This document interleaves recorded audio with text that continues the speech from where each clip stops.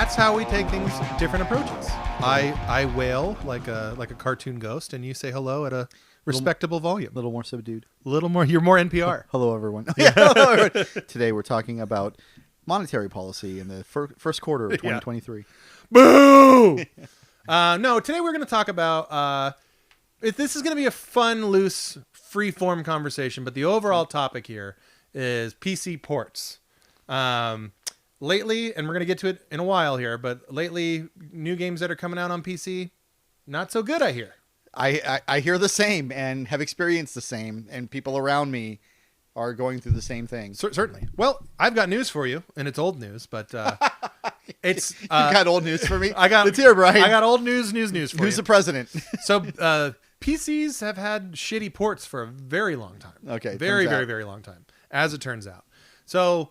what I'm going to do is, and we'll both do this. This is going to be a two-parter, an MK two-parter, which we're so world famous for. We love MK2. Yeah, it's the best one. It is the best one. So we're at the top of this. We're going to talk about the old PC platform and some of the stinkers on that, and why it is we think that those were stinkers. How are they, and how did we get out of that rut? Yeah. And now seems like we're kind of back in that rut again with PC games. Oh, bigger rut than ever. The rut is now the Grand Canyon. There you go.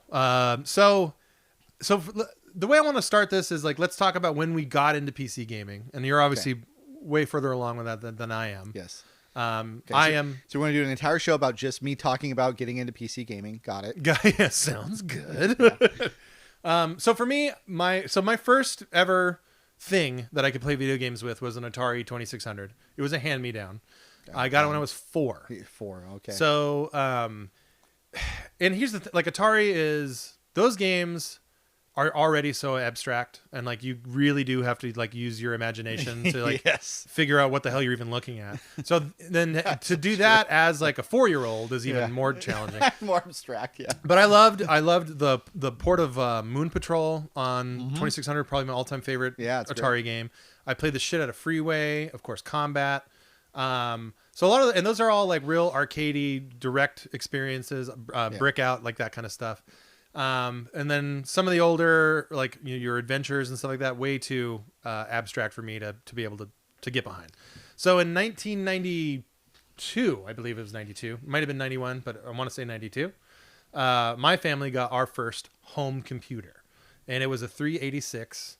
It was awesome. It was pretty awesome. It's really fucking cool is what it is. But so what's funny is with that computer too was a hand-me-down. Cause my grandfather was an engineer. He's an old school Silicon Valley guy. He moved to that area in I think the 60s. Yeah. So he was into computers ever when they filled up entire rooms basically. Yeah. And he sold my parents, because my grandpa was also a fucking piece of shit. He sold my parents for full price. Is he watching? Long dead. Fucking long dead. So no, he's not watching, because when you're dead, you're dead. Anyway, so he sold my parents at full retail price his old 386, and I'm sure took that money and bought a new, better computer for himself. But what a great! I thought you were a fan of grifts. Well, I think I'm a fan of observing them from afar, not being a victim of the grift, and I think that's fair of everybody. Important distinction, sure. Yeah, point taken. Thank you.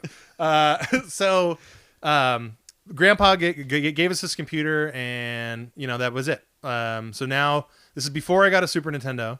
This is even before I got an NES. The Atari, I think, probably went into a closet, or maybe it broke. I don't remember playing a lot of video games at my house until we got this computer. So it was mind blowing, as it would be. And you had Wolfenstein on that, right? I did, but that comes later. I got Wolfenstein when Wolfenstein kind of came out, and I'll talk a little bit about shareware, because shareware is super important to this whole deal. But so the first games that I got on and real quickly, let's spec it out. It was a 386 DX1. I believe it was only 30 megahertz. It ran Windows 3.1. That's my first version of Windows. Yeah. And then of course everything was done through DOS. Right. I still have so many DOS commands memorized. From that. I would go into edit and make my own batch files and make my own choose your own adventure text adventures with it. Yeah. I love DOS. I've got all the time in the world for DOS.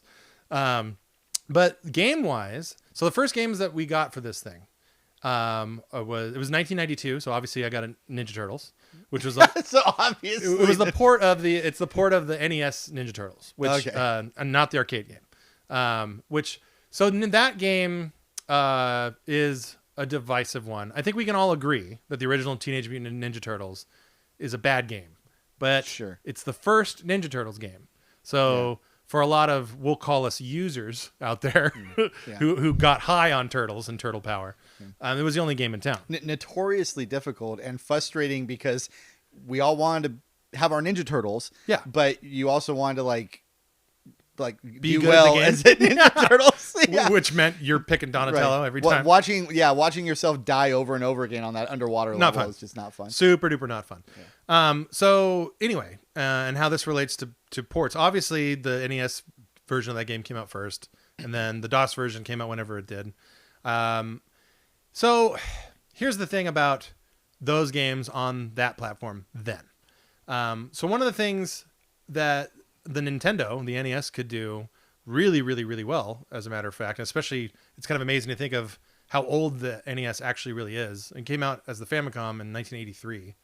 And in 1983 in America, that year is when we have the video game market crash. Yeah. But even up to that point, like there was nothing really on the market that was technically as powerful as the Famicom. And even then, the Famicom was old. Like when it came out in 83, it was old. So like there were these technologies that were out there. At that time, like you were starting to see 16-bit arcade games. And I say that in quotes, but like games that look like what you would later see on a Genesis. Those were only in the arcade. And that was just starting to come out in 83. But for NES, like the thing could scroll like a machine, vertical, horizontal. And that's, if you think about video games, like, take a game like the original Mario Brothers, imagine that game without scrolling screens. And that's not a hard thing to do because you don't have to imagine that game. It exists. And it is an unplayable piece of trash. Yeah. So the Ninja Turtles on DOS had that problem where like they attempted to make the screen scroll, and it did scroll, but it was like a like really, really herky jerky. And a lot of times where they could, they would cut corners and just make it so that you were doing screen to screen to screen. So there's a quick story here, which is that in the one of the better video game books ever, Masters of Doom, the author talks about how John Carmack specifically programmed basically a hacked version of Mario, but of Super Mario Brothers, but to make it work on PC, and then showed it off to John Romero. Yeah. And it was that basically inspired them to create, I think, the Commander Keen games. That is correct. Because Romero saw that Carmack had the technical chops, and now a PC could actually do smooth scrolling by what you saw on Nintendo. It's even bigger than that. And everything that you just said is true and big in and of itself. Obviously, Nintendo was not super keen on these teenagers who would basically, make the PC gaming market, like completely reinvent it. Yeah. They weren't super keen on having that port, so they made Commander Keen instead because Carmack figured out how to do it. But really, so like if you look at the Commander Keen series on PC, and then there's Jazz Jackrabbit, Jill of the Jungle, and Cosmo. I can't remember the other little titles for Cosmo. Okay. But all of these games they all came out at around the same time, early 90s-ish. And every one of them can scroll really good. And that just wasn't a thing that you saw on computer at the time, period. So the workarounds to do that was a major, major stepping stone into creating the PC gaming that you guys all enjoy. I say you guys all enjoy to this day. All of us.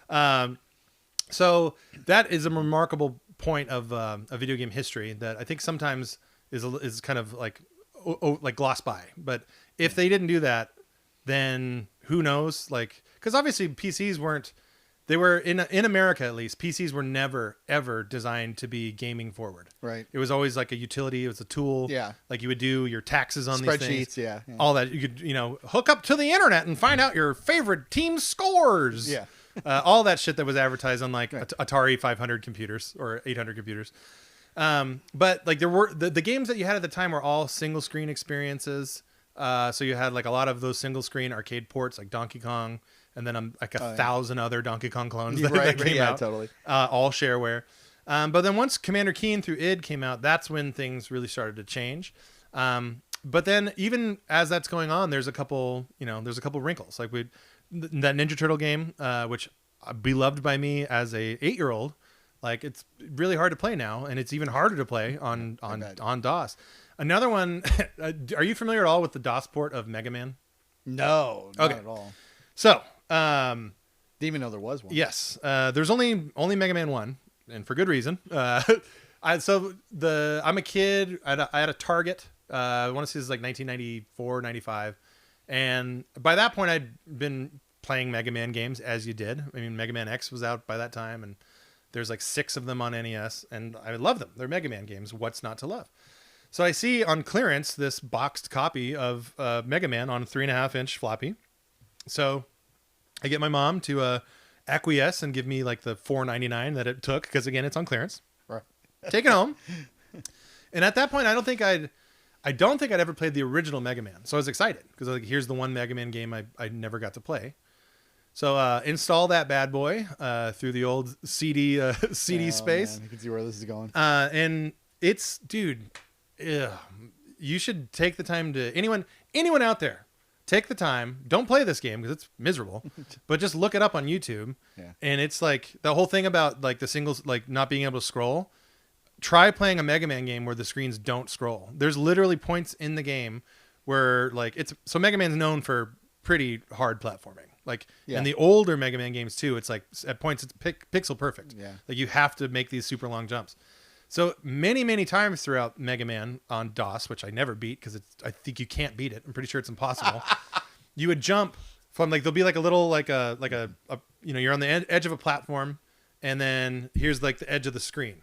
So you would have to jump completely blind and not know what you're going to land on. Yeah. And almost always you land on spikes, you land in another gap, like where you don't land is another piece where you're safe. Yeah.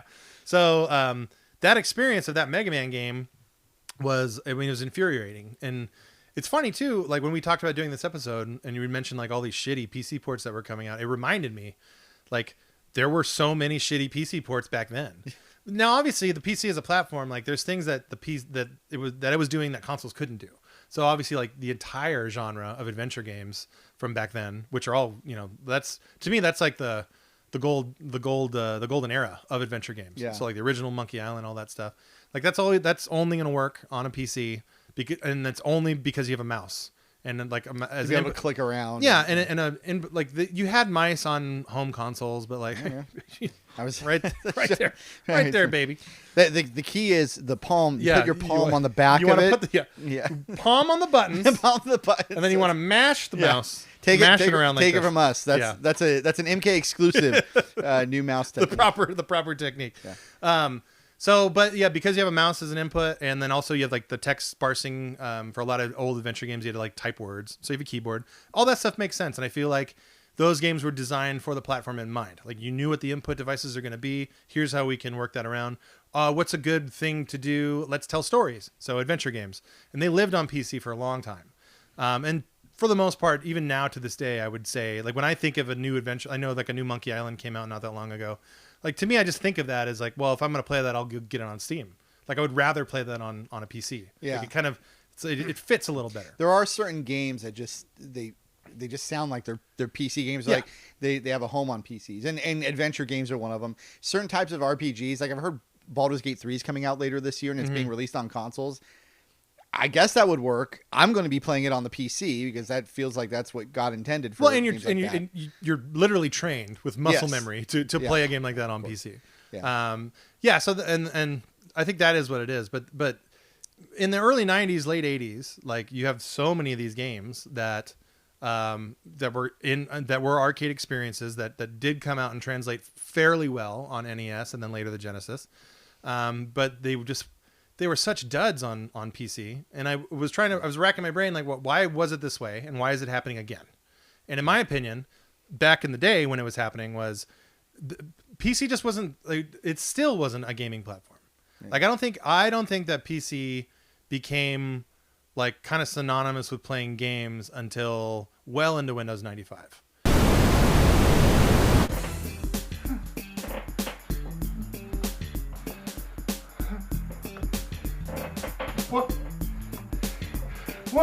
What's up, YouTube? It's your boy, back with another Laserdisc review. Another badass movie for all you badass Laserdisc fan. Whoop, whoop.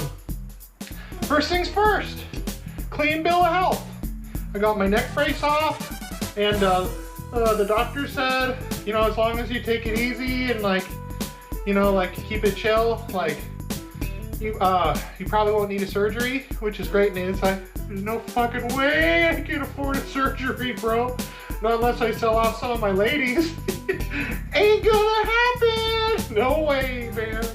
So, here we go. Snake fucking Eater! Starring, Lorenzo Lamas. He's one of the best, if not the absolute best action stars ever. Big shout out to Encore Movies and Music in Austin, Texas, for selling me their copy of Snake Eater for a reasonable price, and I very much appreciate that. So, real quick, let's get into it. Let's unbox this bad fucker, right? You know, plastic.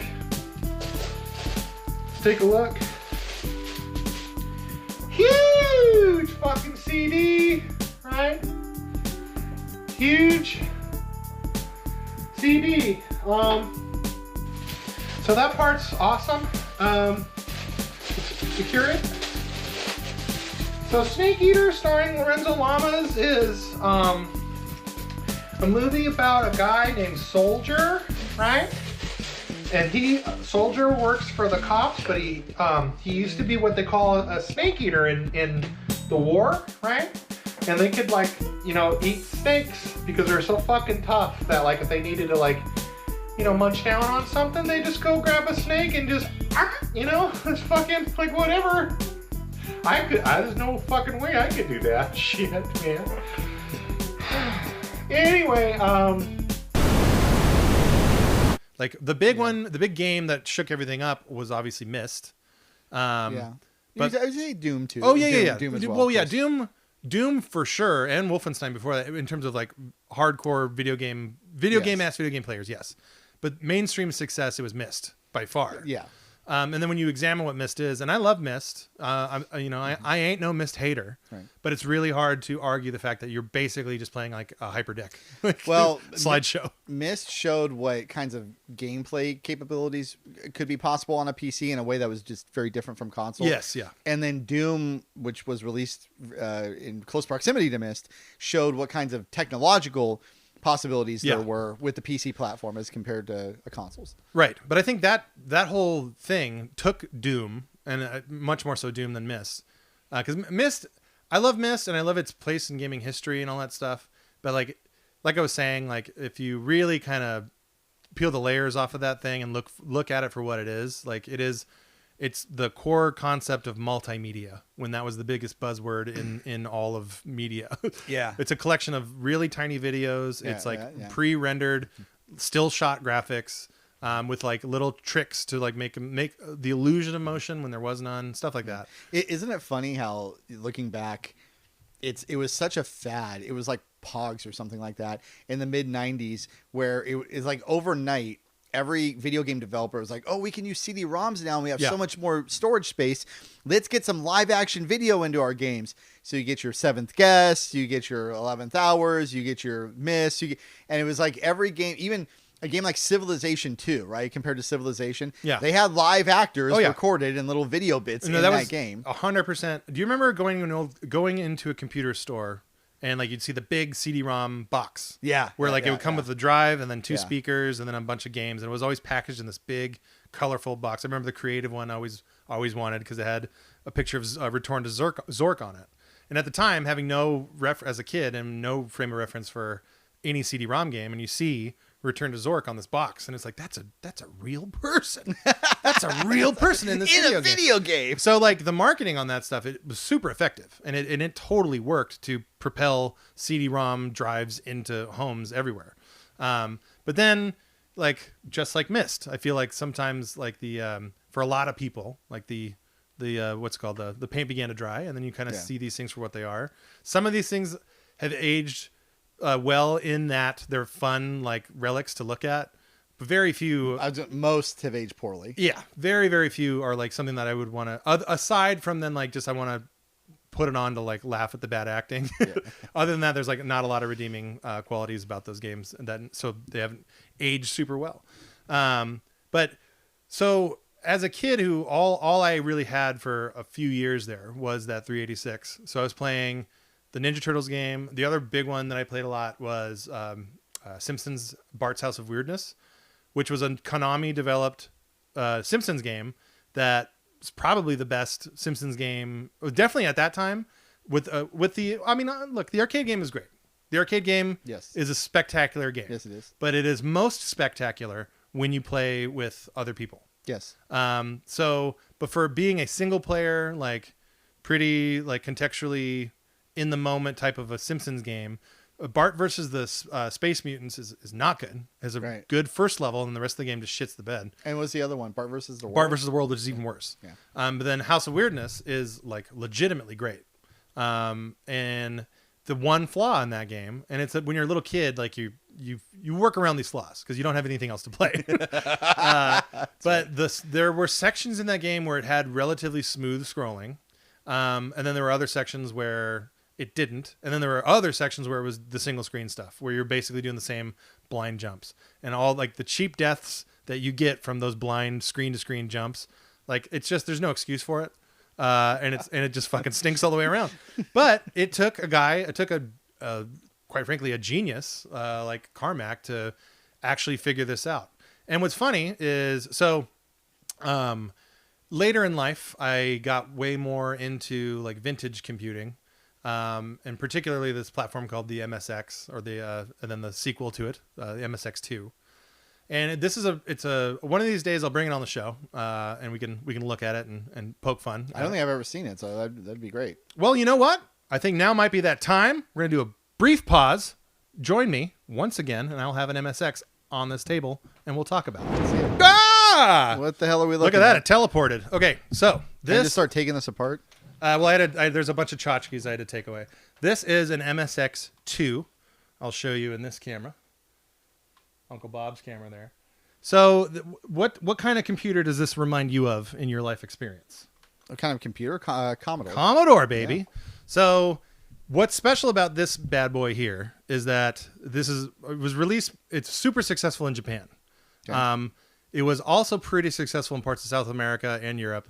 And oddly enough, it was really big in Egypt, which is like if you go on eBay, so much MSX2 stuff comes out of Egypt, which is great. The all-important Egyptian market. Well, it's like they unearthed them from Tutankhamun's tomb or something. Yeah. But anyway, so this bad boy was designed gaming first. So like, as you can see, there's a cartridge port here. I have this is a carnivore card. What is the card in the cartridge? So I'm confusing you by showing you modern technology with old technology.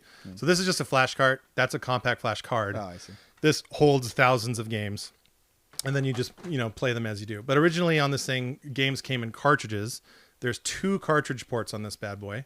You could insert 2 games, and some of the games would work with each other. So Konami was really really big on this platform, and every NES, well not every, but a big majority of the NES games from Konami that you love, like your Contras and what have you. Yeah. That's here. That's from this guy. So what about those shooter games? Are they is it Gradius? Thank you for bringing that up. Yeah. All of the Gradius series was on here too. Obviously, in addition to the arcade there, but this thing had the challenge that DOS did too. Could not scroll. So all these games were made in their single screen experiences until a company called Compile came out, and Compile, I believe, still is in the video game business in some capacity, yeah. I think. But they, just like Carmack, figured out a way to make this thing scroll very smoothly. So there's the Eliste series of shooters that started on this platform, and it scrolls as good as an NES. So that's what's so gnarly to me about this is like, if the NES, one of the reasons why the NES was such a successful platform was the fact that it could scroll so well. This thing was capable of doing the same thing, but it didn't it took a long time for them to quote like unlock that feature. Yeah, figure it out. Same thing with DOS. And so once that was figured out, now, well, and this is a different exception because, like I said, this was kind of a gaming first platform. But when it comes to DOS and PCs, once that bridge was crossed, now you've got a video game market. Like we've unlocked the power. You've unlocked the power. And so that kind of goes along with shareware. So we mentioned Wolfenstein 3D. That was id's first big shooter game that predates Doom. Like the way I got Wolfenstein 3D was buying the first episode, which like that in and of itself is marked behavior because the first episode was free. But when you go to a bookstore in 1993 and there's that whole like pile of shareware stuff and like a kiosk, like there were $5 a disc. And it was always like kind of a crapshoot because you'd pick up a game based on name only. There's no pictures. There's no nothing. It's just here's the word. Here's a disc and it has a name on it. Awesome game 94. Yeah, exactly. So, but like I had never even heard of Wolfenstein 3D and I just picked it up because it had 3D in the title. And I was like, whoa, that's probably going to be good. And I take it home and it exploded my little kid brain. Because it was actually 3D. It was actually 3D. The one time the marketing actually didn't overhype the product. And so here's the turn. Like the turn, for me, Wolfenstein 3D is the exact turn where like you're now starting to see like what we were talking about earlier, like what's possible on this platform. Yeah. And then, from Wolfenstein beget Doom, beget Duke 3D, and then Windows 95 comes in, changes the whole deal. And then further still in the 90s, 3D hardware acceleration comes out. And that's DirectX also. All that's when PC just starts to really fucking take off. Yeah. So a couple questions to you in this era of computing that we're talking about. What if any experience did you have? I know you have Commodore 64 experience. But looking at this makes me want to play Commodore 64 games. Yeah, right? well, let's just pause the show, Brian. Let's get a quickie. I already did it once. So the Commodore 64 was my first computer. And I should mention that because we did a prior show and I said my first computer was the infamous Acer that we had when you met me. Yeah. And then the producer of the show, my brother, yelled at me for that. He's like, you forgot the Commodore. We had the Commodore. We had it for several years. Well, I need to mention we corrected the record. The record is correct. We corrected the record. Sorry, Chris. So the Commodore 64, which I think I got when I was about 8, that was my first. And to the extent that I did any like modding or anything on that, I remember you would have the discs. And this is like what hacking was like in the day. Yeah. You would get a disc notcher, and you would just cut a little notch in the side of the disc, and then that made it so that the disc could not be written on. Yeah. So when you would buy your video games, they would just have those notches. So the elite hackers of the day, like myself included, you would just put a piece of tape over the notch in the disc, and then you could record over the disc. So elite moves there. So anyway, so in terms of ports and mods and things like that, I really wasn't doing much of that. And also, at least on that Commodore, all the games I was playing were those side-scrolling games that you or those games that didn't have side-scrolling that you mentioned. It's important to make this distinction. Commodore 64 had wonderful scrolling capabilities. And I played none of those games. Yeah, you just played like Mule. Well, I even showed you Space Taxi was like a really that's just a single screen game, right? I showed you 7 Cities of Gold, which was pretty influential at the time. That sort of had scrolling on it, but it was really low refresh rate. It wasn't great, and none of it felt as good as what I was playing on my NES. And I got the Commodore around the time that I got my original NES. Yeah. And the Commodore had different capabilities, but side by side, it was like, oh, the NES's graphics blow away this Commodore that I have. Well, which I think that kind of brings us around to my main conceit on this. And I think that people who made games, like larger companies at the time that made games, looked at these platforms and, well, with the exception of the Commodore 64, like they kind of already had their own built-in like ecosystem. Yeah. There was like Epix and all these other companies that made. God, Epix! They just throwing these words out, Brian. Well, send me back. Well, I have. There's a links up there. I'm just saying.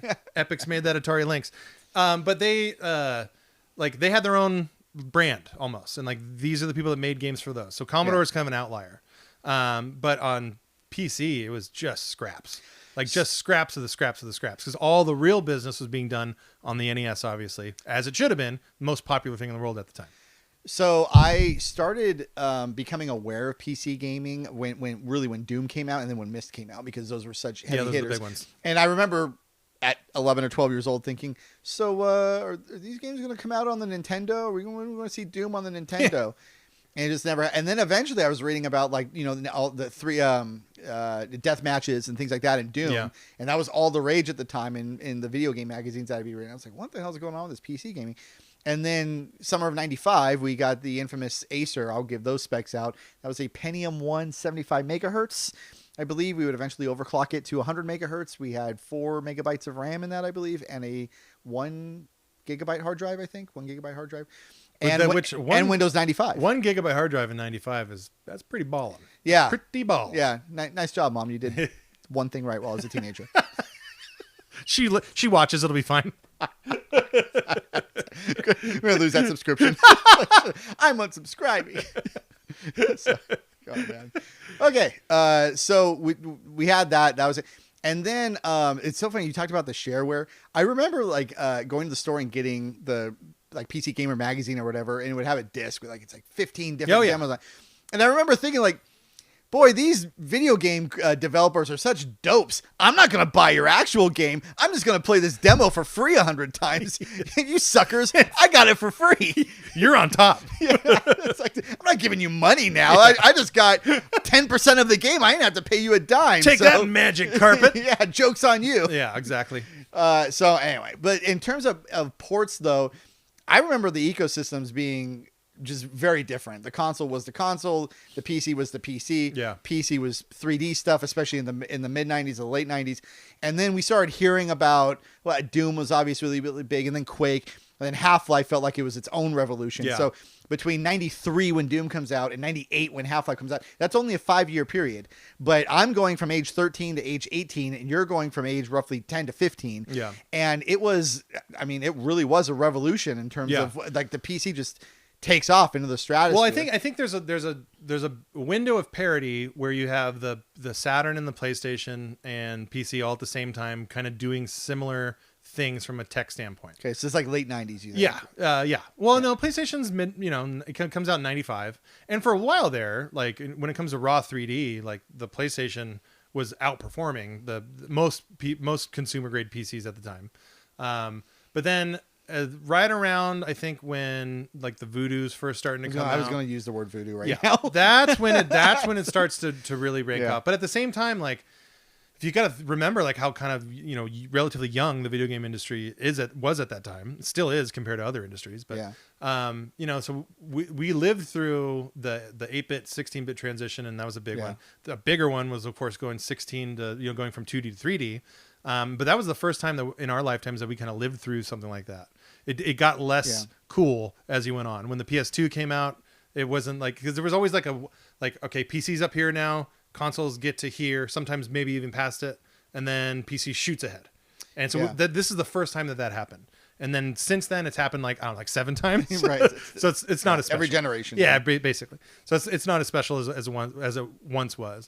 But I think here's probably a good place to put a pin on it. And then we'll come back with part 2, which is kind of more talking about what the fuck is going on with PC games today in the modern realm. A lot of changes, almost all either for the worse. It's like we've gone backwards to the problems of the past, but then further backwards. Yeah, because the problems are even bigger than they were before. Yeah, which is something I definitely want to dig into, and I want to get both of our opinions on why this is happening, why PC games are ports of console games that are coming out and they kind of stink. And as a PC guy, I have to try to explain and defend this, which I don't think I'll be able to do. I don't think you will either. But tune in and see if he tries, see if he does after a successful try. So here we go. So Lorenzo Lamas is Soldier. Movie starts off where there's like a drug deal, right? And Lorenzo is in there and he's singing Kumbaya and like being like a jokester, and then these other cops that are like outside that are like waiting for him, right? And so then all of a sudden like he gets a knock on the door, right? And it's like a pretty lady, right? And like she doesn't know that Soldier is a cop and like he's undercover. And so first thing she does, because she's street smart, she says strip, right? And then he's like, oh man, right? And so like he's quick thinking, and he's like, you fucking strip, right? And then like she does, right? And then he does, and then they're both naked, right? And like so it's supposed to be a drug deal. This is the one area where I have to mark the movie down. It's for realism, because I'm not like all the way proud to admit this, but I used to do a lot of crystal methamphetamine, and I've been to a couple of these places, and I have not, repeat not, ever had a pretty lady offer up sex because she was like thinking I was wearing a wire. Come on, Lorenzo Lamas, I don't know. But other than that, it's a perfect movie all the way. So Lorenzo Lamas ends up like, he has like the wire in his hair, but like he makes the cops think that it's in his butt, right? Right? But it's not. It's in his. He has like a microphone hairpiece thing in the movie that he uses. So, and then like they murder his whole family and kidnap his sister, and like it's like kind of like Deliverance, where they're like these like swamp guys that are out causing trouble, and they like murder a lot of people and like kidnap, and they're bad, but then like movie turns around, of course, and then becomes like a part where he just fucking goes and murders all these assholes, right? He killed mom, he killed dad, you're trying to like spook my sis, right? And he just fucking goes around and kills these guys, man. And they deserve it. So, you know, Lorenzo Lamas Snake Eater is, I'll give it like a 200 out of 10, maybe a 315 out of 10, depending on, you know, what like my mood and whatever. But it's perfect in every single way. Check it out. It's a good movie. So thank you so much, Laserdisc fan. Whoop! I'll be back now that my neck is all better. I can be more mobile, right? And do more of these reviews for you. So I love you and thank you. And subscribe and like it. Laserdisc!